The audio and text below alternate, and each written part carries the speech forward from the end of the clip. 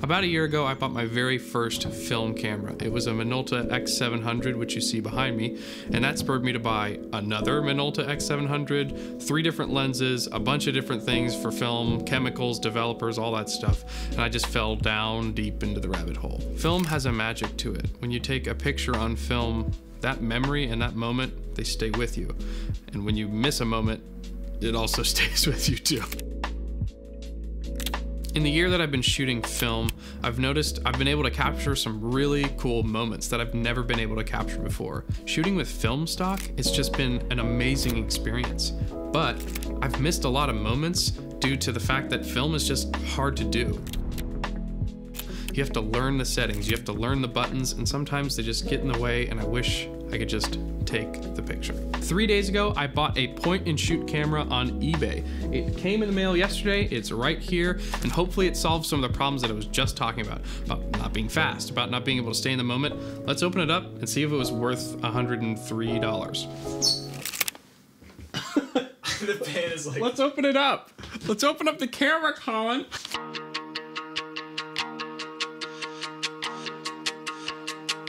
Velcro.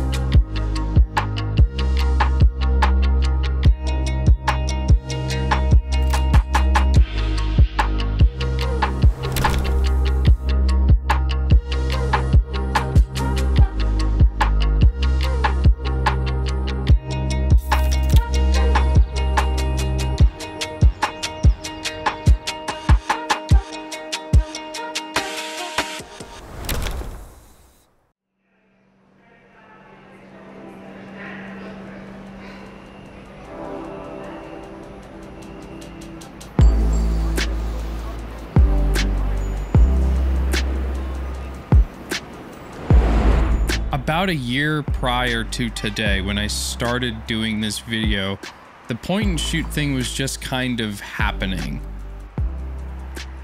I think a little bit of background before I jump into the rest of this video is a little helpful. Why did it take me a year to get the rest of it done? The plain and simple of it is really I just kind of lost the steam.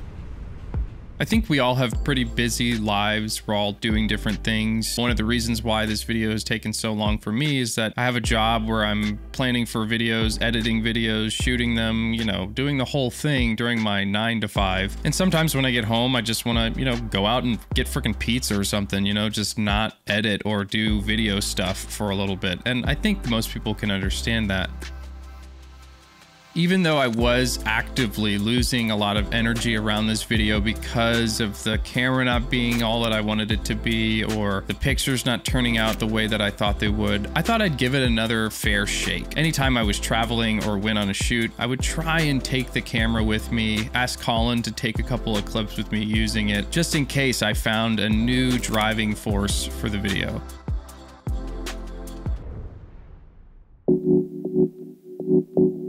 So a couple of things that I really enjoyed about the camera. The autofocus was pretty spot on most of the time. Never really had an issue with it. That was cool. This lens cover, that's kind of cool. It just kind of pops open, so if you throw it in your bag, you can cover the lens and keep it safe. And yeah, that's about it for the pros for this camera. The autofocus and the lens cover.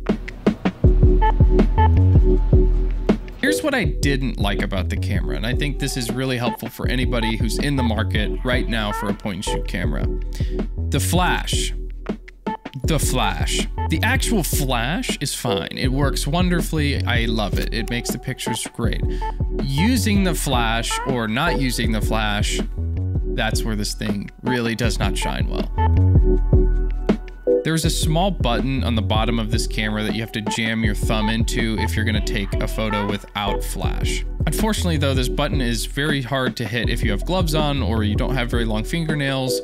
It's just very, very awkward to try and shoot a shot in portrait and have your thumb upside. It's just, what is happening? Another thing, I thought it was cool when I bought it, but it's in Japanese, so it's kind of hard to know what's going on sometimes, what these buttons do, but that's not a flaw of the camera. That's just, I don't know.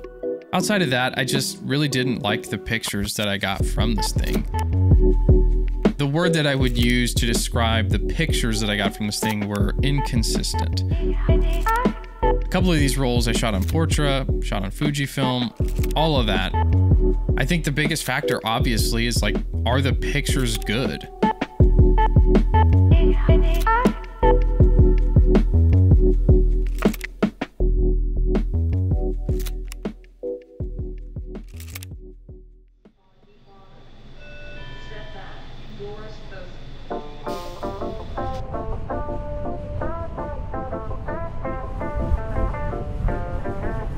I expected a lot out of this camera, I expected a lot out of this workflow, and when I received the first images back, I was a little disappointed. As I said, I never expected this video to take so long, but I'm really thankful that it did. I think it's given me an excellent opportunity to just have some better perspective over the point and shoot and what I was actually looking for in this kind of a workflow.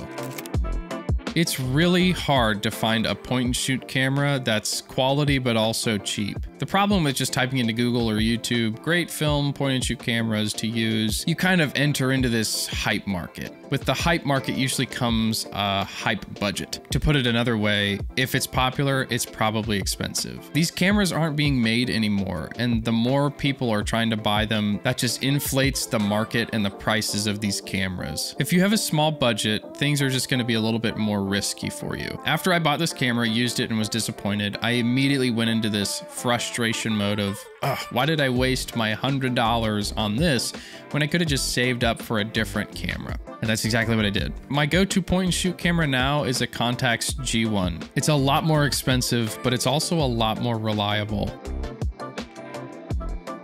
I don't think it's a bad thing to invest into the hype market, and it's a whole lot less risky to invest your money into something that other people have claimed to be a good tool for you. The risk in going with something that people aren't talking so much about is that you have an opportunity for a hit or a miss experience. You have that as well with the higher budget stuff, but with this lower budget stuff, there's a whole lot less clarity on its limitations. So it's a lot harder for you to do your research and see, I don't know if this camera is going to work for me, or I think this camera is perfect for me. So what do you do with this information? Is a point and shoot camera worth it? Yes, absolutely it is worth it. These cameras are amazing to take with you to just capture life with. I don't think anybody really would disagree with that. I just think it's important to know you shouldn't sink too much more into it than that.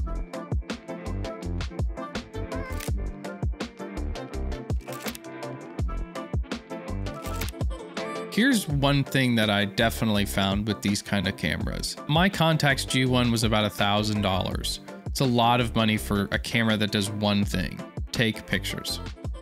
My iPhone is also about $1,000, and it does a lot of different things. It has social media, it has a camera, it has the internet, all of that stuff. But in this digital age of mess where everything is connected, it is so nice to pull a camera out that does one thing and does it really well, take pictures. So when you're living your life and you're doing your thing, you take a picture, you have zero temptation or ability to, I'm gonna share this on Snapchat, my Instagram story, make a whole thing. Just relax.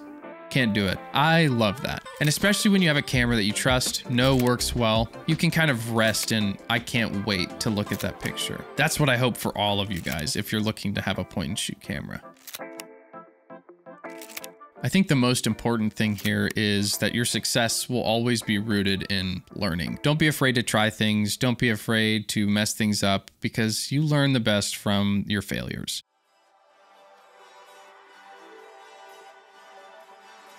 There are so many cameras and so many options and so many workflows that are available right now within the point and shoot realm.